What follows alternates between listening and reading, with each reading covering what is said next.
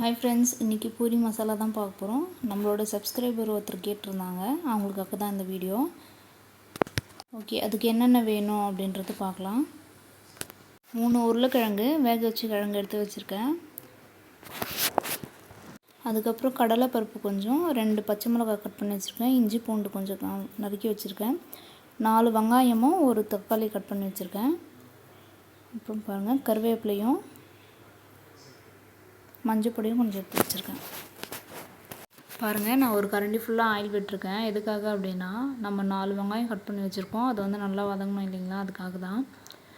இன்னொன்று, பொதுவாகவே மசாலா அப்படின்னு சொன்னாவே நம்ம வெங்காயம் நிறைய ஆட் பண்ணணும். அப்படி இருந்தால் தான் அது நல்லா டேஸ்டியாகவும் இருக்கும். அதுக்காக தான் நம்ம 4 வெங்காயம் ஆட் பண்ணுறோம். இப்போ பாருங்கள், ஆயில் வந்து நல்லா காஞ்சிருச்சு. கடுகு உளுத்தம் பருப்பு சேர்த்துக்கலாம் அது கூட.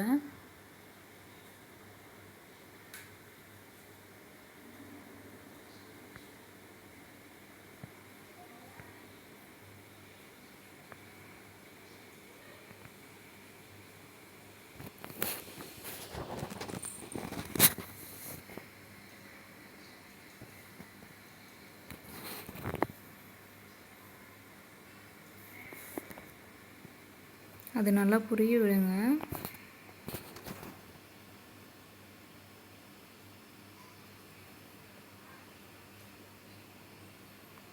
அதுக்கப்புறமா கடலைப்பருப்பு சேர்த்துக்கோங்க. கடலைப்பருப்பு வந்து நல்லா செவக்கணும்.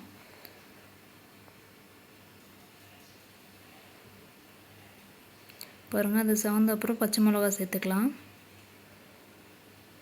அது கூடவே கருவேப்பிலையும் சேர்த்துக்கலாம். அதுக்கப்புறம் இஞ்சி பூண்டு எடுத்து வச்சுருக்கீங்களா, அதை போட்டுட்டு நல்லா ஃப்ரை பண்ணிக்கோங்க.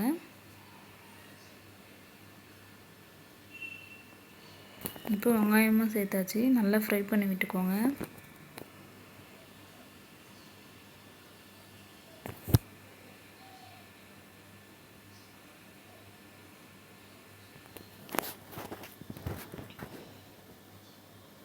மஞ்சள் பொடியும் சேர்த்துக்கோங்க அதோட.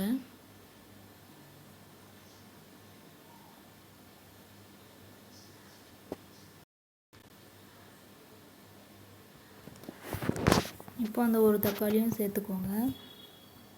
நல்லா ஃப்ரை பண்ணி விடுங்க.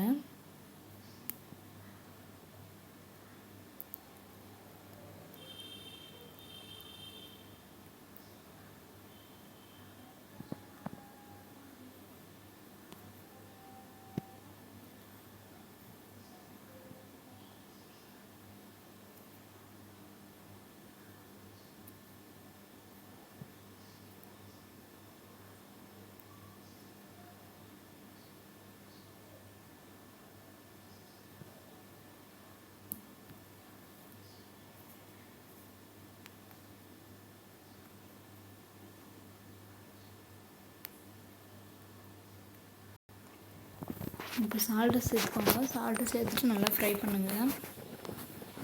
உங்களுக்கு தேவைக்கேற்ப எவ்வளோ வேணுமோ அவ்வளோ யூஸ் பண்ணிக்கலாம்.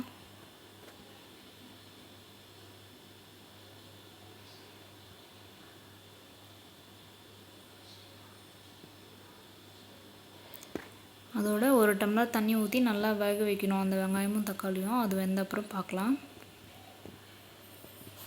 பாருங்கள், அந்த வெங்காயம் தக்காளி நல்லா வதங்கிடுச்சு. அது கூடவே நான் உருளைக்கிழங்கும் போட்டு ஃப்ரை பண்ணிகிட்ருக்கேன். அதுக்கப்புறம் 2 ஸ்பூன் கடலை மாவு எடுத்துக்கோங்க. அது ஒரு கப்பில் நல்லா கரைச்சிக்கோங்க. ஒரு 1/2 டம்ளர் ஊற்றி கரைச்சி வச்சுக்கோங்க.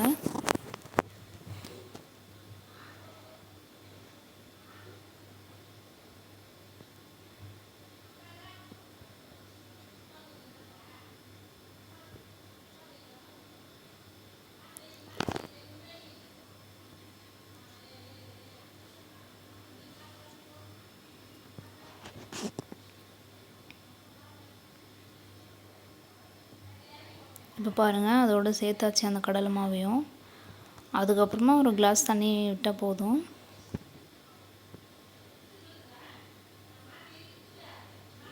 இப்போ அதை நல்லா கிண்டி விட்டுக்கோங்க.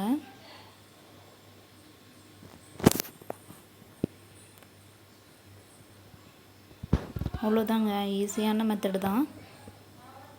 மசாலா ரெடி. ஓகே ஃப்ரெண்ட்ஸ், இந்த வீடியோ உங்களுக்கு ரொம்ப பிடிச்சிருக்கும்னு நினைக்கிறேன். இந்த மாதிரியான நிறைய வீடியோஸ் பார்க்க நம்மளோட சேனலை சப்ஸ்கிரைப் பண்ணுங்கள். மறக்காமல் ஷேர் பண்ணுங்கள் எல்லாருக்கும். அடுத்த வீடியோவில் பார்க்கலாம். Thank you friends.